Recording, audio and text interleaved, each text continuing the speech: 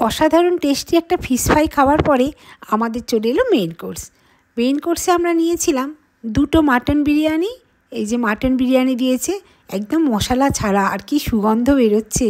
তার সঙ্গে দিয়েছিল রায়তা। 2টো মাটন বিরিয়ানির সঙ্গে 2টো রায়তা দিয়েছিল। তো বিরিয়ানির সঙ্গে রায়তা খেতে আমার খুব ভালো লাগে। আর তার সঙ্গে স্যালাড দিয়েছিল। স্যালাডটাও অদ্ভুত সুন্দর করে বেশ ছোট্ট ছোট্ট করে কেটেছিল। এরপর এখানকার বিখ্যাত বাসন্তী পোলাও, আর সঙ্গে মাটন কষা।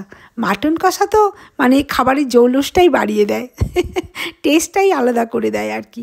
তবে মাটন কষাটা না পুরো সেই কালা ভুনা হয় না, বাংলাদেশের বিখ্যাত খাবার কালা ভুনা। যারা কালা ভুনা খেয়েছো তারা জানো, খুব টেস্টি হয়, ভীষণ টেস্টি। তো একদম মাটন কষাটা সেই মানে কালা ভুনার মতো দেখতেও ছিল, আর টেস্ট তো অসাধারণ, আমার কিছু বলার নেই। সঙ্গে একটা চিকেন চাপও নিয়েছিলাম বিরিয়ানি দিয়ে খাবো বলে।